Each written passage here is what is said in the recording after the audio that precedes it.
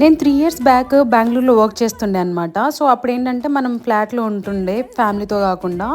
So, job purpose ఎళ్ళుండే.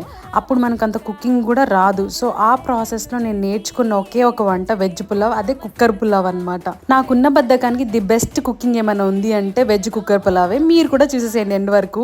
కావాల్సిన vegetables అన్నీ cut చేసేసుకున్నాను. Cabbage, carrot, capsicum and beans, దాంతోపాటు కాలీఫ్లవర్ ఉంటే కాలీఫ్లవర్, అవన్నీ ముక్కలు ముక్కలు మంచి చిన్నగా కట్ చేసేసుకోవాలి. పొటాటో మాత్రం మర్చిపోద్దు, ఎందుకంటే పొటాటో లవర్స్ కదా మనం. కుకింగ్ ఒక ప్రాసెస్ అయితే వెజిటబుల్స్ కట్ చేసుకోవడం ఒక పెద్ద టాస్క్ లా ఫీల్ అవుతాను నేను. అప్పుడప్పుడు అసిస్టెంట్ ఉంటే బాగుండేదిరా అనిపిస్తుంది. పులావ్ చేసేటప్పుడు, చికెన్ బిర్యానీ చేసేటప్పుడు, లేకపోతే నార్మల్ బిర్యానీ చేసేటప్పుడు పుదీనా యాడ్ చేసుకుంటే బిర్యానీకి ఎక్స్ట్రా ఫ్లేవర్స్ యాడ్ అవుతాయి అనమాట. మసాలాస్ అన్ని యాడ్ చేసేసుకున్న తర్వాత వెజిటబుల్స్ అన్ని మంచిగా 10 minutes రోస్ట్ చేసేసుకొని రైస్ వేసేసుకొని మూత వేసేయడమే. కరెక్ట్ గా 3 విజిల్స్ తర్వాత ఓపెన్ చేస్తే ఇంత పర్ఫెక్ట్ వస్తుంది వెజ్ పులావ్. మీరు కూడా డెఫినెట్ గా ట్రై చేయండి. దీంట్లో రైతా కలుపుకొని తింటే ఇంకా క్రేజీ ఉంటుంది.